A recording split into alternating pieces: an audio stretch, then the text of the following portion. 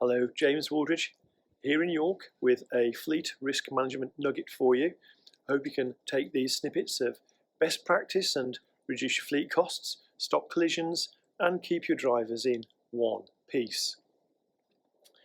Almost 10 years ago, a Harvard business survey found that there was one management attribute that 46% of managers were found to be poor at.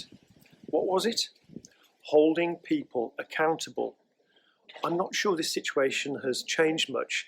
Even this week I've been talking to senior managers who felt sure that managers of satellite locations within their business weren't following fleet risk management procedures.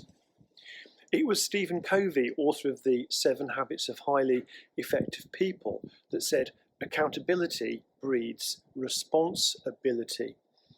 Accountability is that thing that introduces transparency and maximizes your chances of preventing problems and meeting goals. Ultimately, a local depot team should be trusted to implement your fleet risk management procedures.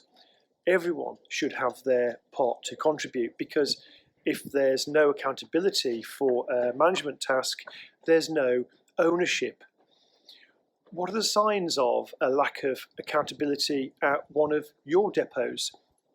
Well, look out for avoidable vehicle damage that keeps occurring, missed delivery slots, collisions that aren't being reported promptly or investigated appropriately, a wide variance of driving standard and higher than average vehicle repair and maintenance costs. Also look out for a general lack of trust between colleagues. So, what needs to be in place for accountability for collision prevention to grow and flourish? Here are a few ideas. Give clear responsibilities for managing drivers to key roles at your depots. Being really clear on what you want is critical. This could include instructions on the frequency of toolbox talk delivery, for example. Number 2, introduce goals that the team at the depot can be involved in as a team process. Individual goals should then be linked to the team goals. Give everyone in the team an action they're responsible for and make it formal. Include those team members who don't drive. Maybe they need to communicate route changes or investigate collisions on time. Number 3, give a little leeway for a depot team to take the actions you want them to take and change them slightly to suit local routes or delivery locations. Number 4, if a team member lets you down, if they have a collision, make efforts to educate them so it doesn't happen again, as opposed to only considering disciplinary actions. A culture of fear doesn't help a culture of accountability to grow. Number 5, look at what's working and what's not.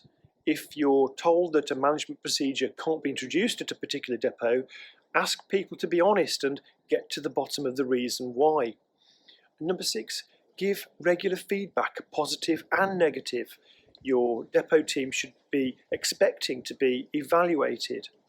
And number 7, if people are falling short of the standard you're looking for, they should know about it, and you should work out a path to improve their performance. One of the main problems here is that developing a culture of accountability requires the manager of the depot to call out people who aren't performing well. This makes them unpopular. They want to avoid the conflict, so accountability doesn't establish.